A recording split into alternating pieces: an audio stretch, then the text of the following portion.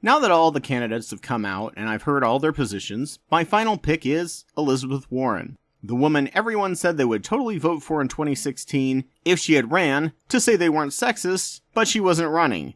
But now is, and they will find every excuse now to say why she's not good enough either. Before we go any further, I want to discuss the elephant in the room, and that is the Bernie-Warren fight. If you want to know more thoughts that match mine, check out the Even More News podcast, and Katie and Cody discuss just how much of a stupid circus CNN made this thing out to be, along with internet trolling. I'm mostly on Katie's side, though both are mostly on the same page, that this was a media and troll-manufactured crisis to split the progressive wing and create infotainment. And I'm right there with Katie that Bernie may well have been right if America, including his fans, are still so sexist, their immediate reaction to Warren's claim, which never said Bernie was sexist, just a disagreement on how sexist America currently was to call her a snake and assume she was a liar, even though both sides provide equal amount of evidence on the issue. Yeah. Maybe America is way too sexist to elect a woman president right now. So listen to that. This fight is just plain stupid and of course overshadowed by the negative campaign Bernie's team had been running for possibly months behind his back to attack Warren, which kicked off this entire issue to begin with. I just really hope this hasn't caused too much damage among the progressive wing and Warren's chances of rebounding from this mass attack. Considering in a recent poll only 53% of Bernie supporters said they would be voting for the Democratic candidate, no matter who it is, while the next lowest was Biden supporters with 87%, I fear the damage and misinformation campaign has been quite successful, possibly ensuring a Trump victory, while kids rot in concentration camps and may come of legal age there just to get shipped back to death zones if Trump gets another 4 years. As I've said before, all candidates have their flaws, but what Warren offers in ideas and know-how is better, more doable, more radical than any of the other candidates. She was one of the three voices of the Occupy Wall Street along with Bernie and Barney Frank, and has at least a dozen unique and bold plans to fix the broken core of the US economy that encourages income inequality, and by fixing them, she will ensure that there won't be nearly the political resistance to things like Medicare for all and free college in the future. So here are the top 10 reasons, out of all the candidates, that I believe Elizabeth Warren is the best candidate to become president.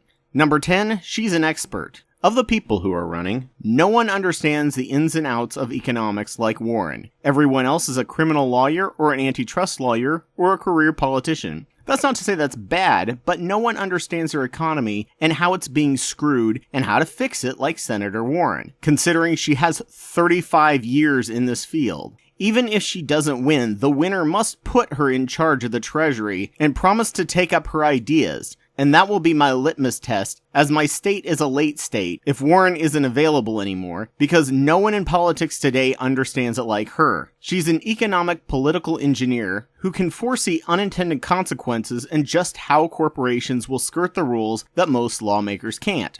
If we were just comparing resumes on any other job, Warren's resume would be on top, while most of the others would be on the top for a Department of Justice job. Warren is a surgeon while everyone else is a nice person with a band-aid while we all bleed out. As a bankruptcy lawyer, she was the Matt Murdock of bankruptcy and took cases for the poor and lower middle class and heavily undercharged for her services. It was from there that she began to question her own conservative beliefs and studying alternative views on ways to fix the subject, moving her all the way here to almost a leftist, and definitely at least a social democrat, dipping her toes into labor socialism, mutualism, and anarchism, all the while maintaining that she is a capitalist. If people can claim Bernie is hiding his power level as a democratic socialist, even though he has proposed little to define him as one in the classical definition, Warren can equally be said to be defining capitalism however she wants to prevent scaring off moderate voters.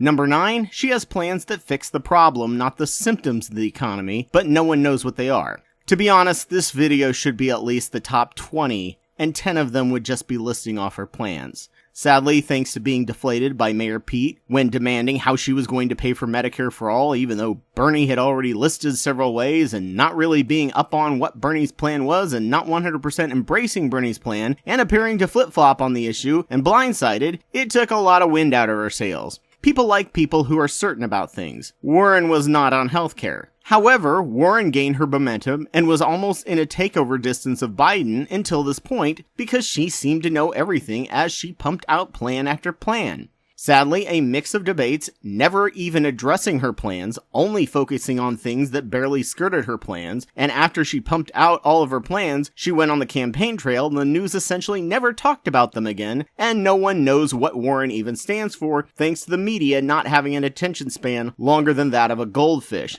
Why Bernie has been more successful in people knowing what he's about. Free healthcare, college, and billionaires shouldn't exist. Simple sound bites versus complex plans will always win in our pathetic for-profit media. Another reason why no one knew what the hell Hillary stood for near the end, because she naively thought that people are on the internet, and therefore would go research her and what she stood for on their website, when almost no one apparently does their own research, and they rely on social media to tell them how to think. Everyone has to pick their battles they're experts on. Warren is an expert on finance, bankruptcy, and economic law and justice. Healthcare was not, and she walked into the debates thinking her plans could buoy her and would offset her heavily studying up and creating her own rock-solid plan, or knowing Bernie's plan in detail. No one asked about her plans, just Bernie's plan. Like a test you worked your butt off to study for, and were weak in one area you thought you could get by with, but then none of the stuff you studied was on the test. It's like her and Bernie were cancer doctors, and Warren pumped out complex news briefs last year on how to cure most cancers and then went off to secure funding for them, while Bernie is working on 3 to 4 easy-to-understand cancers and constantly talks about them. Then when asked about it, she doesn't really have a position and keeps switching the more research she does because those aren't her specialties, and then a few months later the internet believes she's actually for cancer. Here are 2 of her plans she created, and I'll talk about the rest of them as points later in the video. She was the first person to address forgiving student loans. Then later on, Bernie came through and did what she did, just promising more. Kind of like the reason why I voted for Obama, because he basically took Hillary's plan and took him a little further. And we still only got what Hillary promised because she knew how to read the political landscape and count votes in Congress and refused to lie to the voters. Because of that, people completely forgot that she opened up that idea in the first place, and believe her to be just a Hillary clone. Without her, Bernie may have never brought the idea up. Decoupling the housing from Wall Street. During the recession, houses were going empty and abandoned due to rubber stamp robotic foreclosures, devastating many families and leaving houses empty, bringing property values down everywhere. As a desperate measure, laws were passed to let Wall Street buy these foreclosed homes, flip them, and rent them out, often at a higher price, creating a housing shortage in many cities and a homeless crisis as the rent was too damned high. Warren is the only one with solid plans to address this problem, get people back into homes, and prevent the mass robo-foreclosures that destroyed so many people in the recession. Wall Street will only be able to buy and flip houses as a last resort, and banks and the government will be required to work with the owners to help them out, and instead of bailing out Wall Street like we did in 2008, we will have a mechanism to bail out the homeowners themselves. The government and the Fed at the time had no such mechanisms, and so we bailed out too big to fail banks instead of helping out the homeowners, many victims of subprime mortgages. So not only would the homeowners be able to keep their homes, the banks wouldn't collapse either. Just another important plan no one else has addressed. Number 8, she understands the party is half moderate, half progressive. While the future of the party is young progressives, the current party is 50% progressive and 50% moderate, as shown by the 2018 blue wave. Warren knows how to square this circle and deal with both sides and not alienate either. To some purists, this sounds wishy-washy, but she knows she's going to shock enough people with her policies as it is. The last thing she wants to do is also shock them with attacks of character and tribalism. Number 7, Codetermination. Warren proposed a bill in committee that would make all large corporations to make half of their voting board to be made up of employees elected by their fellow employees to represent them. If you're confused as to how Congress could do this, see below in the video as to how the bankruptcy law in the Constitution gives Congress the power to regulate pretty much any business in any way they want, and corporations as we know them were essentially illegal for the first 100 years of the US. This would help fix the never-ending attack on labor, and companies would be less likely to make bad long-term plans in favor of profitable short-term plans. Also, workers actually have to live in communities, unlike the nameless, faceless shareholders, so their decisions would have a much better impact on the community. Think this won't work? Germany has a similar system, where the unions are baked into every business, and their production efficiency is just as good as the US, but have 6 weeks paid vacation because they aren't burnt out and exhausted and making stupid mistakes they constantly have to fix. With codetermination, stock owners and workers would have equal say in the business, and profits for shareholders won't be all that matters. Warren was the only person who even mentioned the idea until about 2 months ago, where once again Bernie took her idea and just promised more, and now no one remembers she was the first to bring it up. Bernie talks about free stuff of socialism. Warren has more plans on the labor side to prevent the need for free stuff as much because capitalists aren't undervaluing and thereby stealing a person's labor, so people won't need so much free stuff to make up for the loss stolen from them. But people remember free healthcare in college and the billionaire class much easier than this. Number 6, she said all the same things Bernie did during Occupy. People forget about Occupy, that it was the first time people began talking about socialism as a positive thing. Warren was drafted and elected by Occupy during that time. The big three during the Occupy Wall Street to speak out were Warren, Bernie, and Barney Frank. Frank retired. Warren needed time to learn the inner workings of Congress, so she didn't run in 2016, and Bernie ran. Warren and Bernie have been saying the same things for the same amount of time. Warren just wasn't ready to be president when she was most popular and knew it and knows her own weaknesses and gaps in knowledge. Number 5, consumer financial protection and bank punishing. When it comes to protecting consumers and punishing banks, no one has been more outspoken and articulate on how to do either. She designed the Consumer Financial Protection Agency, which Obama implemented, albeit weakly, which was defending everyday Americans from being defrauded until Trump got a person in there to take it over, and it's been limping along ever since. Warren has very clear, nuanced plans for how to enforce bank fraud punishments and prevent Wall Street from becoming an out-of-control casino, unlike in the Great Recession. If we have to bail them out again, people in charge of these big institutions will go to jail and face the consequences. No one understands how to do this like Warren does. They may say this should happen, but even if she doesn't win, if they're serious, they will be using her expertise to build the system so that banks will think twice about crashing the economy or defrauding consumers. Number 4, she understands Congress and in theory how to get stuff passed. Sadly, Warren has not herself passed significant legislation, so some may view this as untrue. She has passed one bill in the Smart Savings Act, which altered retirement accounts for federal workers to give them more returns on their investment. But that is true about all 2012 to 2016 elected senators, as the Democrats didn't have the House or Senate, so thanks to Moscow Mitch blocking everything and anything so nothing got passed unless it was super bipartisan. Compare this to other people running who have been in Congress for years, while both the House and the White House is in their favor, and still haven't penned very many bills that passed. Warren has, however, instead of running for president, has spent the last 7 years in the Senate learning the political ropes and the nitty-gritty from the best in the party and how to get things passed. The fact that she was able to even get one bill passed that she wrote during the hyper-partisan period means that she knows how to count votes and make deals to get things done. Though I may have just made the case as to why she shouldn't be in the White House and should instead stay in the Senate. May have shot myself in the foot there. Of course, the hardcore burners would say that because she has that power, she's now an insider shillery. Either way, I'm voting for her to let the Senate leadership know she needs even more power than the 5th most powerful position. If not president, I want her to get Schumer's job. If Dick Durbin retires, Schumer may take his place as president pro tem, and the job could be open to her.